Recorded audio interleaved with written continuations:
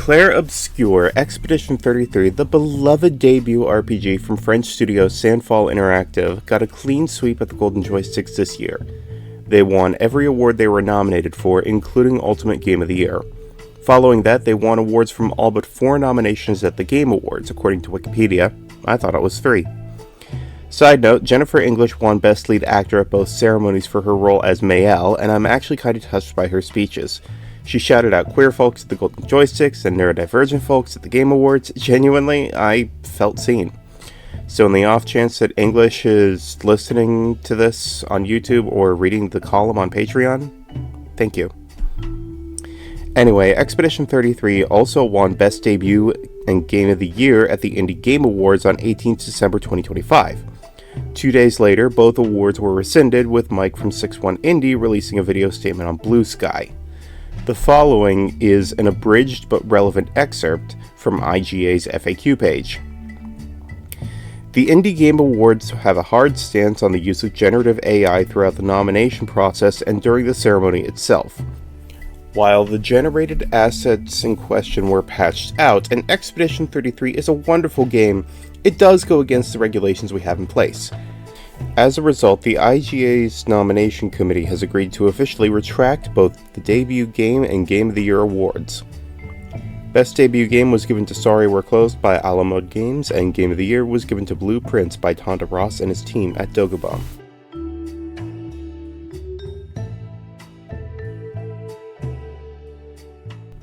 Skip ahead if you don't want to hear this. I enjoy making videos like this, where I analyze subjects that need nuance brought to them. If you like what I have to say, please consider subscribing and maybe supporting me on Patreon. Nothing's paywalled there.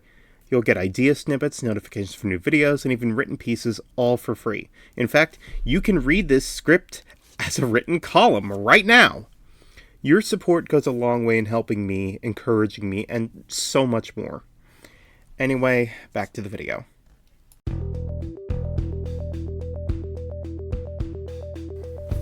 The news about Sandfall Interactive using generative AI was brought back into the realm of public consciousness amidst Sven Vink's justifications of using generative AI in Divinity. I'm hoping I pronounced that name right. In an interview with Jorge Morla, published in El Pai on 19th July 2025, studio producer Francois Merousset confirmed that AI was used during Expedition 33's development cycle with the quote, "We used some AI, but not much. The key is that we're very clear about what we wanted to do and what we wanted to invest in." Sandfall Interactive would later confirm that they'd accidentally shipped the game with placeholder textures made with generative AI. The same thing happened with The Alters by 11-Bit Studios this year, but with far more quantity than people had initially realized. Text, icons, and the whole Brazilian Portuguese translation were all generated by AI. Rebecca Valentine reported on IGN that The Alters did indeed use generated assets for icons, text, and the Brazilian Portuguese translation due to time crunch, and that they were patching it all out, reassuring that they would be replaced with human-created assets. Expedition 33 did the same, patching the generated art out and the human-made assets in, though for many this is understandably enough to taint both games. Then shit hit the fan on 21st December when Olivia Richman published a now-retracted article at The Escapist, originally titled, "In a totally performative move, the Indie Game Awards stripped Clair Obscur Expedition 33 of the Game of the Year just to give it to another game that used AI." If you've spent any time in video game development, you know why this is both funny and offensive. In response to Richman's article, publisher Raw Fury has confirmed that Tonda Ross's team at Dogobomb has never used any form of generative AI in blueprints. Development began around 2016, with the first playable build ready in 2021, according to Jason Schreier at Bloomberg. That was a year before the public releases of ChatGPT and Stable Diffusion, both of which were released in 2022. The rest of development was focused on balancing and bug fixing, neither of which can effectively be done by computers. Blueprints' visual art was done by Italian artist Davide Pellino, and its music was done by Dutch duo Trig and Gusset. A cursory pour over their portfolios, and you can tell it's all made by humans. I'd be shocked if these folks weren't offended by the accusation that their stuff was generated by AI. and I sincerely hope Raw Fury's legal department is keeping an eye on things at Dogobon's behalf, because this could amount to libel. The Escapists have since retracted their statement and apologized. Having read Richmond's initial article, it was frankly laughable. However, this is a serious sentiment which she appears to hold, considering her article posted on 18th December, "The AI witch hunt in the gaming industry is pointless." Her summary likens modern generative AI to that of the artificial intelligence of decades ago, playing against the computer. To fully explain what I mean, let's break down some game logic in 3 titles. This is not meant to be a thorough guide, rather some pretty basic examples. We're approaching the LZ. It's gonna be hot. Get set to cut out swing. Touchdown. Hit it, Marines! Released in 2001 on the original Xbox, Halo Combat Evolved laid the groundwork for console shooters for the next 2 decades. This included a system of enemy troops with reactive behavior. Said behavior varies depending on the rank of the enemy, with dark and brilliant colors indicating their strategies, their strength, aggression, and even some smaller details which you'd only see in battle. When their health is low, elites will shout in fury before making one final charge at you. When you get close to a hunter, they'll change from a defensive stance to a direct charge and attempt to whack you with their shield arm. Every Covenant enemy will have a panicked reaction when you stick them with a plasma grenade. Whether they charge at you or at their allies is up to luck. This is described as artificial intelligence. The computer is controlling non-player characters within a set of parameters for them to follow depending on the situation, like when they're under fire, when a grenade lands too close to them, when you get into melee range, and when you linger in cover. There's plenty more than that, and experienced players will know how to predict enemy movements and strategies. This knowledge is the foundation of legendary All Skulls On runs and speedrunning strategies. In another example, but where user-generated content is and always will be a core feature, is Battle for Wesnoth. Released and maintained since 2003 by David White and a team of contributors, this turn-based strategy game is filled with all sorts of systems that they teach you about in case you want to make a campaign of your own. I'm not doing that, so instead, I'm looking like I'm an end user. After playing a campaign for an hour or 2, you can pretty accurately guess what enemy units will do in a turn. Early on in a scenario, units close to home will focus on capturing villages to boost their faction's economy. As you continue, there will be a focus on winning wars of attrition, unless your objective is simply to escape, in which case enemies might block your path, whittling down your forces, and taking your leader's head. All this is determined by the equivalent of digital dice, and how well you roll is determined by your species, unit type, the terrain you're standing on, time of day, and several other fixed and random factors. How this all plays out is done through the player input against game logic, or Wesnoth's artificial intelligence. And for a third, Warframe! Yes, as much of a money and time sink as this game is, this is still a game made totally by humans, with forms of what in game dev is known as AI. Enemy logic, ally logic, procedural map generation, drop rates, people walking, scripted events, wherever the hell Baro Katir decides to show up to peddle his goods, unless that's predetermined or chosen by human hand. This is all AI in game dev terms. All you need to do is set the parameters and let the computer make the decisions to make day-by-day content feel fresh. But none of these examples involve generative AI. Halo was developed well before the tools were even a thought beyond dystopia, and of the two whose development has continued, Warframe's AI is in the director in the same sense that Left 4 Dead used theirs, and Wesnoth has to remain compliant with the GNU General Public License for its distribution. The GPL is actually pretty nifty, lets artists and coders retain the rights to their work, and offers a pathway to remove their assets should they get cold feet. But nothing made from the plagiarism machines can be used in any aspect and remain GPL compliant. I'm saying all this to explain why AI is so broad of a term, and to outline what it means when it's not referring to generative tools. ChatGPT, Stable Diffusion, and other generative AI tools were not made publicly available until 2022 at the earliest. By contrast, again, Blueprint's first playable build was finished in 2021, presumably with all art and music assets already implemented. Everything else came down to balancing, which can't exactly be done by a computer. You need humans to understand what makes a game too easy, what makes it unfair, and find the balance in between. There's one more example I want to discuss, and it deserves its own chapter.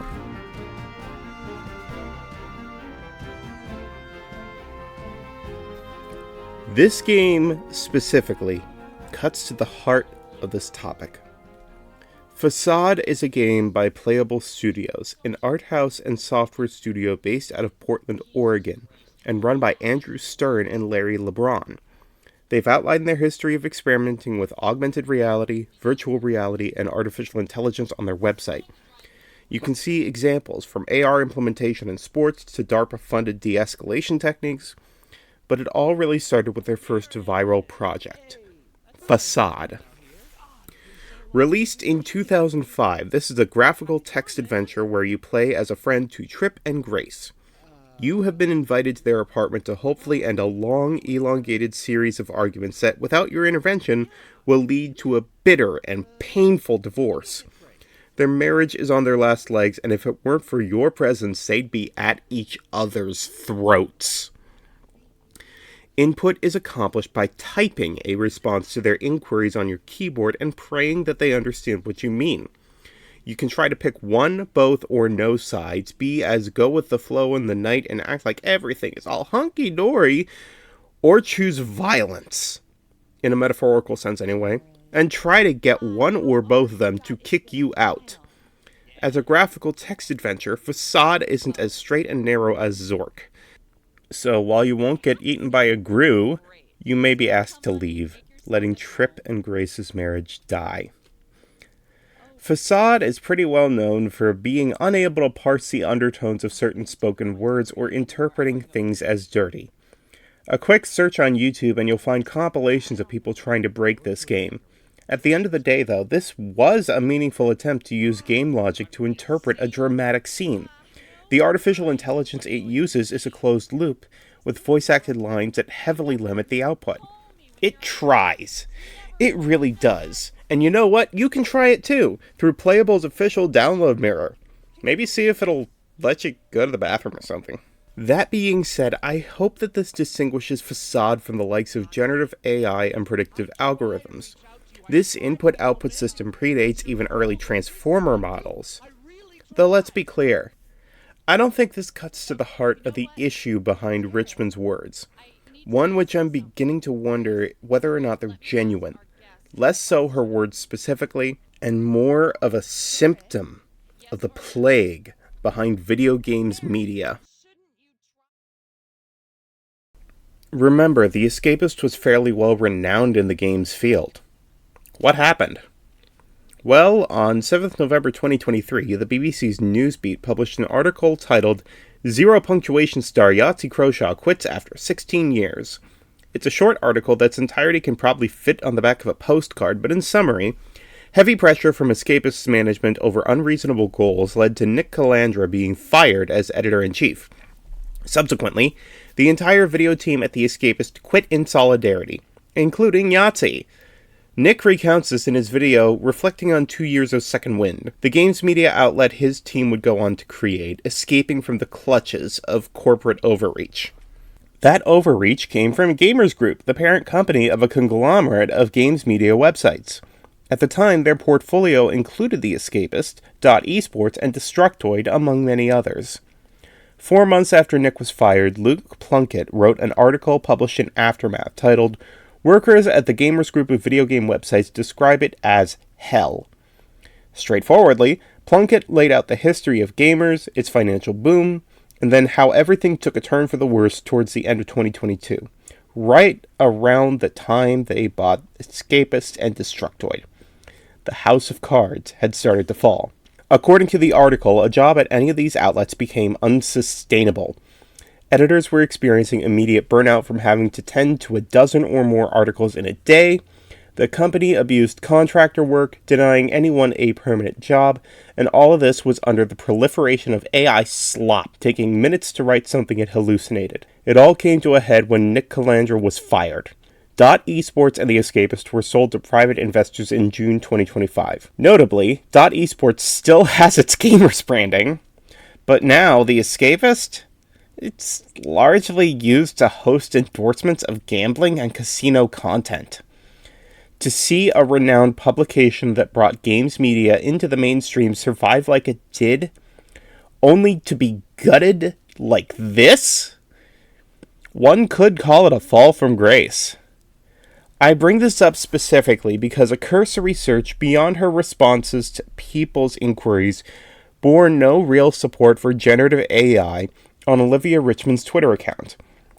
At best, it could be interpreted as a misunderstanding of what AI means in game dev terms. If the support is there, I haven't seen it, and Twitter, being as broken as it is, makes it difficult to search. Profit at The Escapist is likely from ad revenue.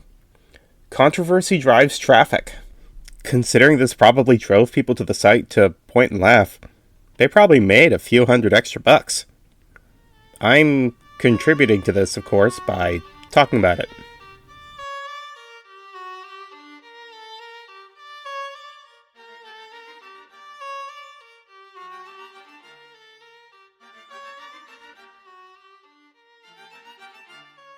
I want to be clear. You can take a roll against generative AI and still understand that the two-letter term isn't a boogeyman. It doesn't mean vibe coding, like how Windows 11 keeps breaking, or why the developers behind GZ Doom left the project to create their own fork. In the wake of the news of IGA's decision, Polygon published a front-page article by Giovanni Colantonio titled, "Claire Obscure's Game of the Year retraction is just the start of a messy Gen AI debate." He cuts to the heart of my own beliefs and understanding on the issue. So much so that I'm going to steal half a paragraph. The more that critics use AI as a shorthand to discuss the generative strain of it, the more difficult it's going to be to draw a clear line. Game developers are currently struggling with the breakdown of language. In an interview with Polygon during the Game Awards, The Last of Us creator Bruce Straley explained how generative AI has poisoned the well. Colantonio further writes that this is because of Straley's game, Coven of the Chickenfoot. Straley then clarified the distinctions of what AI means in game dev terms. Artificial intelligence is an umbrella term. I'm hoping that the examples I laid out earlier between Halo, Westmouth, Warframe, and Facade made that clear as far as game dev is concerned. Reactive game logic is what forms the backbone of those and most video games and how they achieve interactivity. Hell, it's the whole damn skeleton behind roguelikes bar meta progress. What it's not is generative, like that weird non-Euclidean choose-your-own-adventure shooter. That feels like a hallucination of older Call of Duty and Ghost Recon titles. This is the kind of AI you should be mad about. Generative AI. Built on a system of what it thinks are elements of a first or third person shooter. Unfortunately, this has led to seemingly everyone having a gut reaction to anything that mentions AI. That's understandable, but it's led directly to the rejections of systems that can help you, as an end user, function online in general. If you've ever used a platform with a recommendation algorithm, like YouTube, like Steam, like Spotify, to find your next video to watch, game to play, or news song or podcast to listen to, you've used what many people might have classed as AI. In this case, the system is taking metadata from whatever you like and recently consumed, and it uses that to recommend another piece of media that it thinks you might want to consume. I've got some examples. If it weren't for Steam's recommendations based on Portal, I wouldn't have found The Art of Reflection. Lately, I've been falling asleep to Ross Scott's essays on various games at his Accursed Farms YouTube channel, and that's led directly into either Folding Ideas or Civ 11. On YouTube Music's Quick Picks, I went from listening to one of my favorite Daradane tracks to rediscovering Dynasty, and then to a new project called The Seventh Guild. Can you tell I love power metal? Separately but related, there's also predictive modeling, like what the National Weather Service is using. Based on over a century of recorded weather and atmospheric monitoring, the National Oceanic and Atmospheric Administration issued a press release on how they're using AI to create better forecasting models in the wake of climate change. This form of AI is non-generative, advertises using less computational power than their old systems, and is a net boon to people for the sake of preparedness. There's also filters and accessibility tools, like hearing aids, that use the same predictive modeling to filter out unnecessary noise and focus on talking for people who are losing their hearing. And of course, there's the reactive intelligence that's something more than you'd find in Vampire Survivors, Megabonk, or the old Call of Duty Zombies maps. Games where you can break down the intelligence of NPCs to counteract them in Halo, exploit them by funneling them into traps like in Half-Life, or beat them against the odds in a Soulsborne game. There's so much good that AI can do on this side of the coin, but it's been marred by how much it's used to chisel at the slate of human creativity. Every generative system has been sourced by analyzing the entirety of accessible content from across the internet. From its mainstream platforms like Twitter, Facebook, Reddit, and YouTube, secondary platforms like AO3, GeoCities websites, and news articles not built on this crap, down to obscure forum platforms like With the Will, Highway Frogs, and more. To the people running these, any image, string of text, or video is ripe for the taking. And so much of the output is just so racist. Early on in Stable Diffusion's public life cycle, inputs of prompts like robbers, muggers, criminals, or gunmen would invariably generate black folks. If you added white to the prompt, they'd be put in white clothes. The University of Washington published a research report in November of 2023 finding perpetuation of gender and racial stereotypes. OpenAI Sora, meanwhile, can generate so much shit, including false evidence against theft, as reported by Gizmodo when Sora 2 access started, that this will be used to reinforce fascist regimes, from small towns to even the federal level. And then there's in everyday life. If you're not as chronically online as I am, then you might not have heard of Louis Rossman's campaign to prevent the city of Austin, Texas from installing flock cameras in public parks, and then again in Denver, Colorado. Flock and Palantir systems use recognition algorithms to aggressively monitor everyday citizens by scanning license plates and cars to find their make and model, and visible faces and bodies to create a profile on you wherever you go. I know there's zero expectation of privacy in public, but this is still nakedly invasive. I don't want to be monitored where I go. It feels like I'm being tracked to see when I get my pants pulled down. The same systems consistently fail with black faces, as Dan Rubitsky reported in Futurism back in 2018. It's churned out false positives and has led directly to harassment of everyday black people by police, or worse. This intimidation is supposed to be a good thing? Think of the bodies left in this wake. In my view, it's righteous to be furious about this. But as with any anger directed towards a broad concept, you have to understand what it is you're angry about. Once again, Giovanni Colantonio's article in Polygon is a good place to start. For extra content on the secondary effects of generative AI, all of which are from creators who are larger than I am, watch People Make Games' video on the Xbox boycott, More Perfect Union's series on how AI data centers have affected electric bills, noise pollution, and quality of life, and so much more. And Gamers Nexus and GNCA's ongoing coverage on how the generative AI market has affected hardware prices, chip shortages, and even an unholy partnership between Nvidia and Palantir. And you know what? Here, leave a comment. What's a game that's logic you can define, and how can you misattribute AI to it to make it sound generative? Now, if you don't mind, I'm going to continue ever onward. 2025 is coming to a close, and I need to put a bookend on this chapter of my life. If you've made it this far, thank you. Thank you so much for watching this video and sticking around to the end.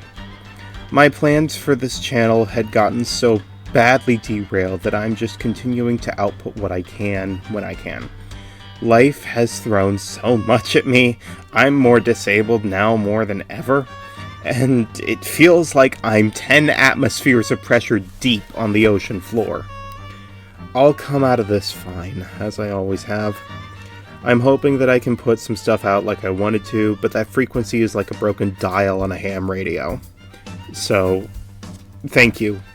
again for watching. Thank you again for sticking around. And I hope to see you again in 2026. Happy New Year.